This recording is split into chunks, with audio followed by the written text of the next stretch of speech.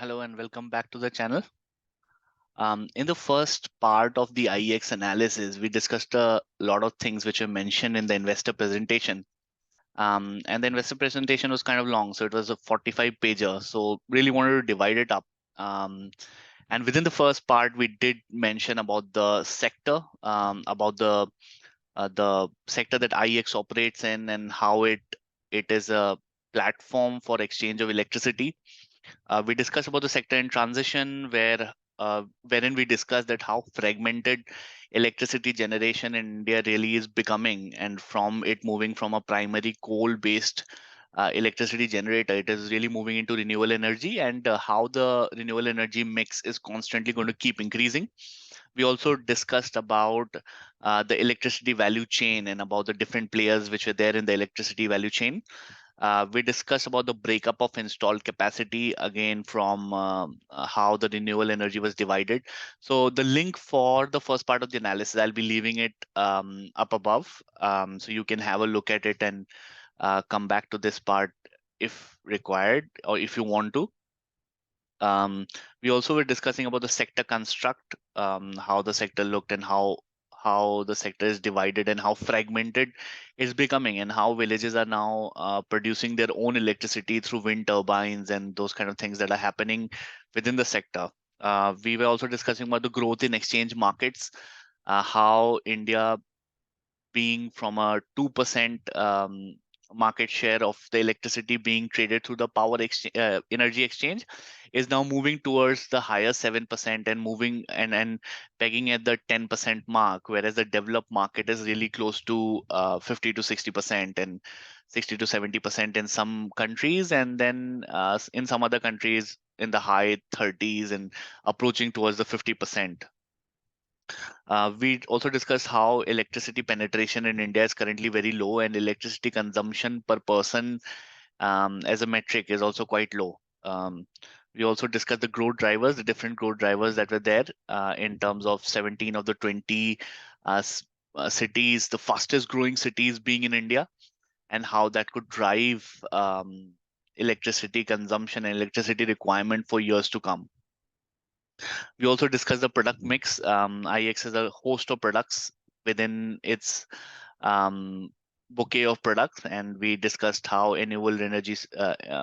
renewable energy certificates and e-certificates and day-ahead market and term market, and those are some of the products that were trading on the energy exchange. So you could get electricity for the next day for a bunch of 15 minutes, or you can get it for like 6 months or 1 year. And so there are lots of products which are being developed, and also IEX pioneered a lot of it, being the leading power exchange, leading energy exchange. IEX holds close to 90% of the market share. In this part of the analysis, we'll be discussing the financial performance, how IEX is doing. We'll be discussing about IGX. So IEX holds 47% market share of IEX, and is slowly beginning to contribute higher and higher bottom line to the IEX numbers, and also the government's drive towards moving from a fossil fuel based economy to a more gas economy, which is more viable for the industries to run. So we'll be having a look at that. We'll also be looking at opportunities in gas exchange, also about international carbon exchange. So that is another segment which has been added to IEX, and given the other regulatory hurdles like market coupling that there still are a lot of rockets for this company. I feel there's a lot of tailwinds for this company, even after some of the headwinds that existed, and some of the headwinds have really impacted its share price for the last couple of years. It was really the darling of the stock market 3 years back, and a lot of foreign institutional investors' interest was within this share. But in the last 2 years, because of the regulatory overhangs, it has faced a lot of flack and a lot of speculation, or a lot of suspicion as to what is really going to happen. It's shrouded in the mystery of some of the regulatory hurdles that are there.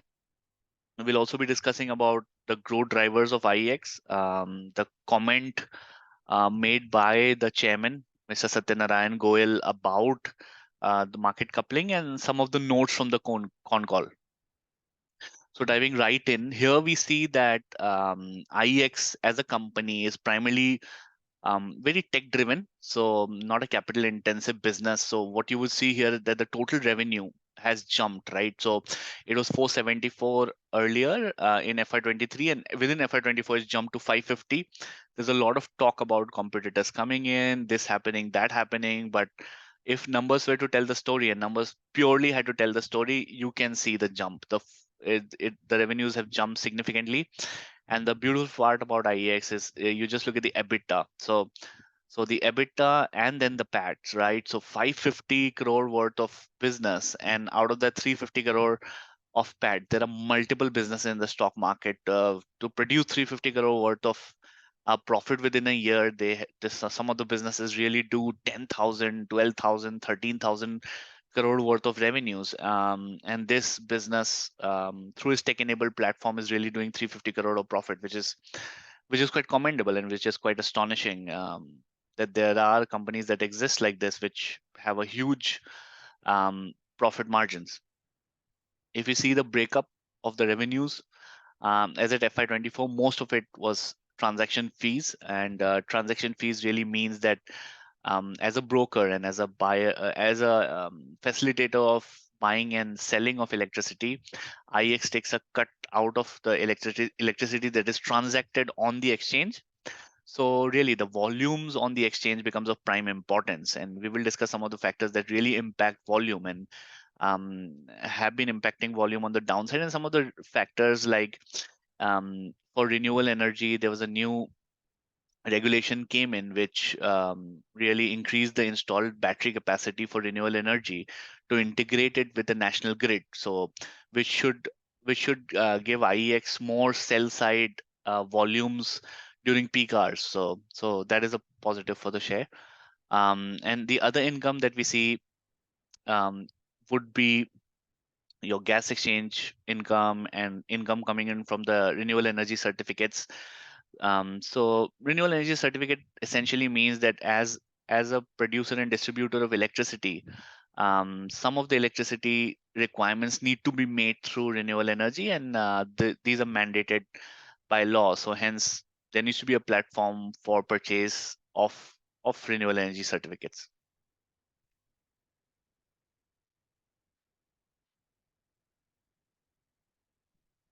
So we'll quickly move on to the gas exchange, and gas exchange it's been doing quite well. So it started off in 2021, and IEX has a 47% market share within the Indian gas exchange.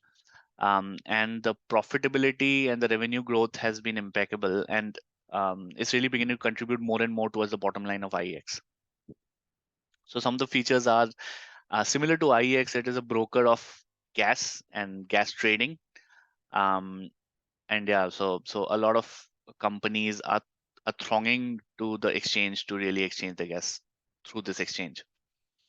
So to put numbers to what I was saying earlier, so as you can see that these are some of the numbers. So the total number of trades just in the quarter was 293, and these are really you can say B2B kind of a really big gas exchange, gas acquirers coming into the platform to acquire gas, and big gas sellers selling the gas on the exchange. So there are currently a total number of 44 members with registered client of 180 plus.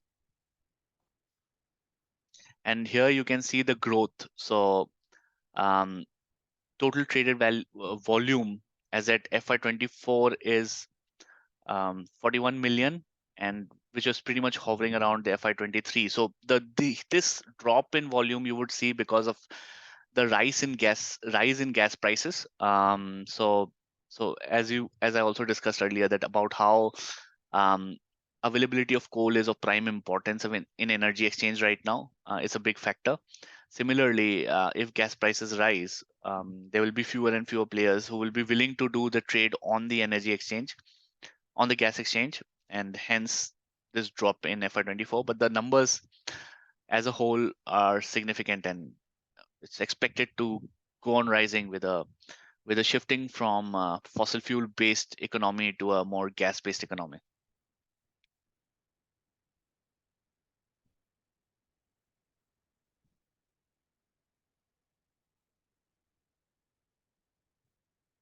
So here are some of the, I think, opportunities that we're discussing in terms of gas demand, and um, which would lead to opportunities for the gas exchange. IEX has a 47% market share, and it should stand to benefit because of some of the things which you're seeing. So there's a target of one nation, one gas grid by 2030. There's also government's vision of increasing share of natural gas in total energy basket from the current 6.3 to 15%. So that is more than a twofold jump by 2030, which will significantly increase gas consumption in the economy. And if the gas consumption in the economy increases, all it would do is it would increase the top line of IEX and hence the bottom line as well. Because as we know, as we had seen earlier as well, that the margins from the top, moving from the top line to the bottom line, is immense in businesses like these. Because what you would see is you would see, so here I'll just quickly show what we see in terms of profit and loss. So here we have the profit and loss statement for IEX. And you can see that the sales number, right, the revenue number has constantly been going up. Right now, it's in March 2024, it's sitting at 449. But take a close look at the expenses. The expenses started off at 34, and the expenses have almost doubled to 71. So there's a 2x jump on the expenses, and the jump is going to be smaller and smaller as we move ahead because of the tech-enabled platform. But here, what we see is the revenue has jumped from 140 to 449, right? So because of this, there has been an expansion in earning per share. Earlier, the earning per share was sitting at 0.81, but really is beginning to rise up to 3.83.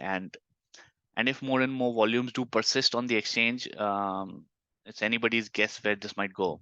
Like, um, it should hold promising numbers for IEX in the future.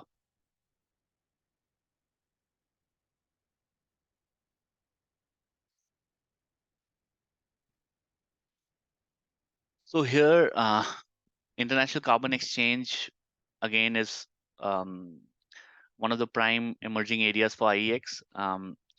The government had promised in the COP of 28 for significant reduction in carbons, and also ESG practices are coming in, and uh, ESG requirements, as we can see, will enable participants to buy and sell voluntary carbon credits on this carbon exchange.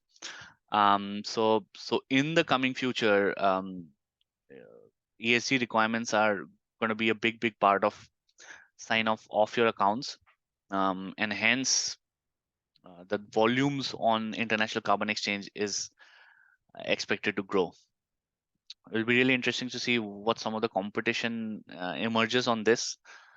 I'm not too sure about the moat within the business, or how it'll be able to sustain any supernormal profits that there would be, because as is the nature of corporates, or as is the nature of a capitalist society, it's any supernormal profits are quickly swept away by intense competition, and it's just the business's ability to be swifter on its feet.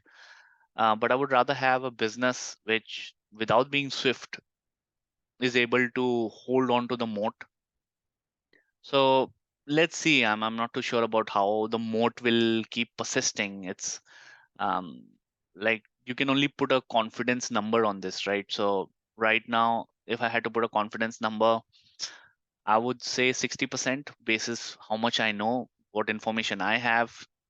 But definitely, if do know more about this, do leave within the comment section your thoughts on how the moat is going to play out for IEX, ICX, IGX, and the likes.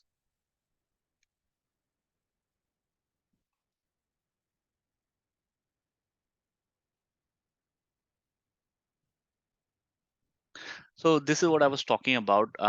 This is the BESS, the Battery Energy Storage Systems. Ministry of Power has finalized the viability gap funding for this, and BES would enable. So earlier the problem with renewable energy was that renewable energy was being produced, but the integration with the national grid was becoming really a matter of challenge, because there wasn't enough storage to integrate this once it was produced. So you could produce it in smaller quantities, consume it, but was it really being integrated with the national grid? And how much of it being integrated was a big question.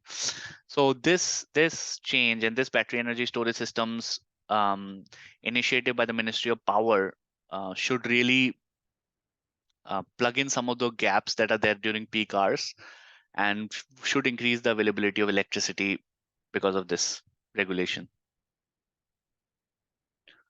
So in terms of the demand for electricity, electricity consumption really grew by 9%, 7.7% higher by FY24.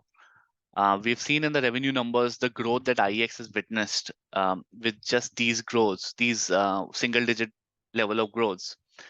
So it's anybody's guess, once it does touch double digits in terms of CAGR growth in terms of electricity consumption, where the revenue or profitability numbers would go.